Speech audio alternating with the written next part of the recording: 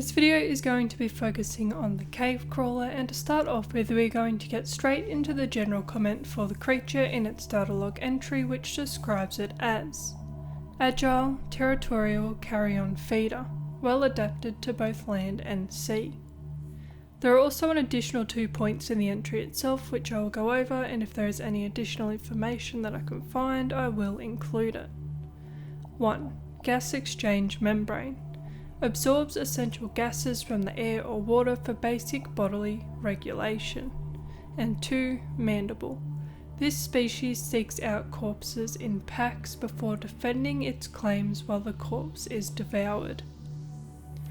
As well as this, there is a little bit more information that wasn't included in this data log entry, which includes the cave crawler can't swim and instead walks and jumps around underwater. They tend to move together in groups, and if they spot the player they will try and catch them off guard and lunge towards them and attack. It is also rare to see a cave crawler catch a moving target, suggesting that they are accustomed to catching slow or stagnant prey. The cave crawler is also immune to fire, meaning that it cannot be killed by it, meaning that they can be found wandering around in the fires aboard the Aurora. And the cave crawler can spawn in 8 different biomes, including the Aurora, dunes, dune caves, floating islands, mountain island, underwater islands, caves, and 2 that are a bit of a story spoiler, the crag-filled alien cache and primary containment facility aquarium. The overall assessment for this creature as seen in the data log entry: necessary waste recycler, avoid or incapacitate. But that's not all.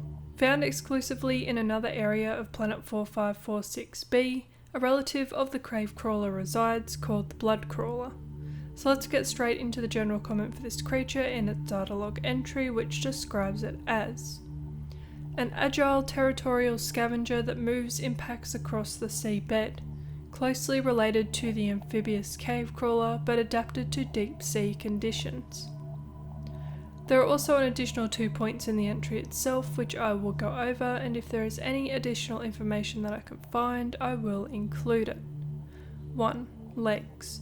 The greatest difference between the crawlers on 4546b are the 4 legs which extend more than a metre from the blood crawler's torso, allowing it to move at surprising speed across the seabed and even scale walls. And 2. Torso. The blood crawler can lower its entire body to bring its mandibles within grasping distance of the carrion on which it feeds, while retaining the manoeuvrability it requires to avoid its predators. As well as this, there is a little bit more information that wasn't included in this data log entry, which includes: although the blood crawler possesses much longer legs than its relative the cave crawler, they both possess the same size torso. The blood crawler can move relatively fast, patrolling the seabed in groups and aggressively attacking the player if they come near.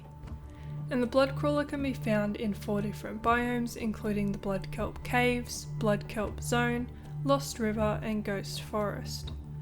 The overall assessment for this creature as seen in the data log entry: necessary waste recycler, avoid or incapacitate.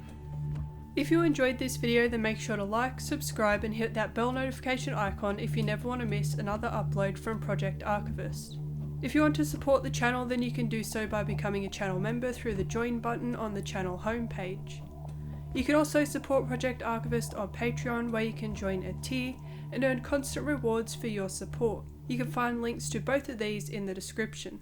And with that, that's all for today's video. Thanks for watching, and we'll see you in the next one.